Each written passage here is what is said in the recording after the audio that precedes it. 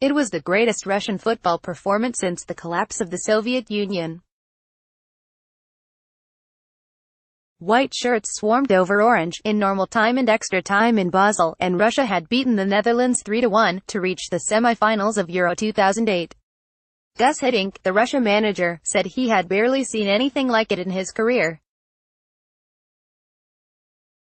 Edwin van der Sar, the beaten goalkeeper, said Hiddink had got Russia playing like the Dutch.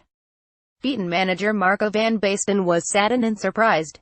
"We had a week off and you'd naturally think we'd be in a better shape than them," he said. But Russia were much stronger. Russia had already beaten Greece and Sweden in the group stage, but this was their biggest scalp for 20 years. Just 1 month on from a handful of these players, including Andrei Arshavin, winning the UEFA Cup for Zenit St. Petersburg, it felt like a statement of national intent, and the dawn of a new era of Russian football dominance. They had the money to import players and coaches, and now they had their own golden generation, too. That new era never happened. The Russian team dipped after the Euros, and it has only been this summer, in their own World Cup, that they have started to play well again. Beating Saudi Arabia 5-0 and Egypt 3-1 has sent them through to the last 16, where they will face Spain on Sunday. It is the first time they have reached that stage while competing as Russia. But 10 years on, knowing everything that has emerged about Russian sport in recent years, there are serious questions to answer about that run to the semi-finals. How did they manage to play that well? One theory suggests the team may have benefited from a state-run doping program. Spain vs. Russia, a restaging of one of the most politicized games ever. Gregory Rodchenkov, the former doping orchestrator turned whistleblower, has spoken about the extensive doping regime in football with corticosteroids to prevent muscle fatigue, as overseen by Vitaly Mutko. Now banned for life by the International Olympic Committee for doping, Mutko served as Minister of Sport, President of the Russian Football Union. He held both positions during Euro 2008 and President of Zenit St. Petersburg. Speaking to the Sports, Politics and Integrity conference last month via a satellite link from the United States, Rodchenkov revealed that Mutko, who has always denied wrongdoing, had told him not to touch footballers and to make sure that none were ever punished for doping, to make sure there was no noise, especially connected to the Russian national team.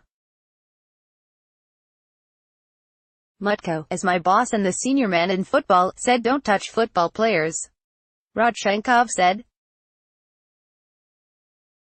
"If you have any problems, report to me." Rodchenkov did not identify the 2008 squad, but he spoke of 34 footballers whose doping tests were covered up by his team, and investigative journalist Nick Harris has reported in the Mail on Sunday that that list included all 23 members of the Russian squad from the 2014 World Cup, which itself contained 3 players who played in that famous win over Holland in 2008. Just last week, the Mail on Sunday revealed the case of Ruslan Kambulov, the Rubin Kazan defender who in 2015 tested positive for banned steroid dexamethasone, and apparently had his test swapped for clean urine from another athlete by Rodchenkov's lab.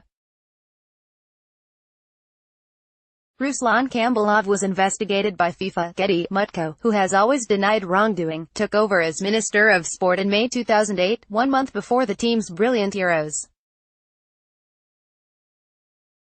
But he had been overseeing Russian football for 3 years before that, becoming RFU president in April 2005.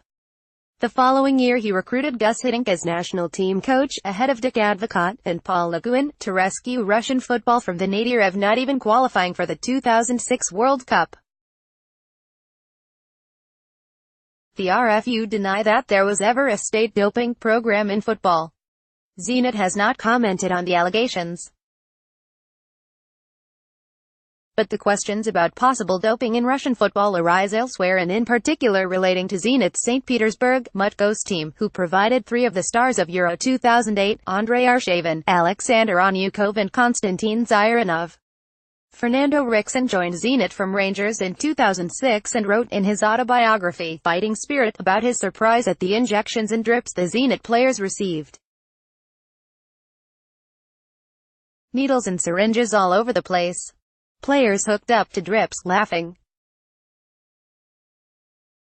It looked like a secret laboratory. Rickson alleges that treatments would make you recuperate a lot faster, fit to play another game within a day. Former Minister of Sport Vitaly Mutko Getty Rickson was shocked by the powerful effects those injections had on him, holding off muscle fatigue. I got an energy boost which was beyond imagination. Normally, it took me 48 hours to fully recuperate. Now I was fit again immediately, ready to play another 3 games. Without it, it would take me at least half an hour to get into the game. It also felt as if the last match I'd played was over a week ago.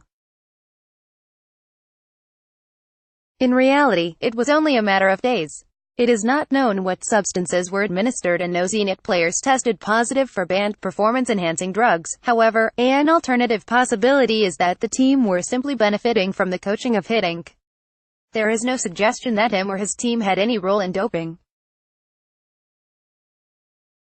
When Russia faced Sweden in the decider to go through, Hiddink had a plan to sandwich Ibrahimovic between his 2 center-backs, Sergei Ignashevich and Denis Koledin, to stop the striker from winning long balls.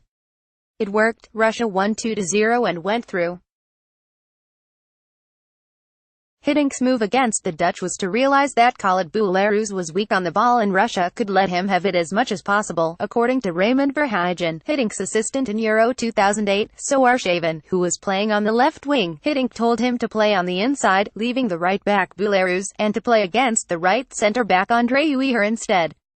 So the 2 Dutch centre-backs were up against Pavlyuchenko and Arshavin. Russia stunned Holland at Euro 2008. Getty, sure enough, Boularus kept losing the ball, and every time Russia broke down the middle they had a 2v2.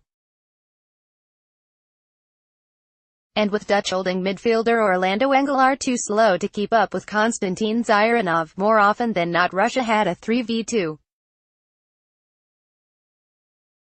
So in transition the 2 center-backs of Holland were playing against 3 Russians, Verheijen said. And that is why everybody had the impression that we were overrunning the Dutch, with that tactical move. The superior speed of the Russian team in the second half and in extra time eventually told, running the tired Dutch players off the pitch. Russia scored twice in the second half of extra time to win the game 3-1, Arshavin skipping away from a lumbering Uiher and Johnny Heitinga in the 116th minute to round it off.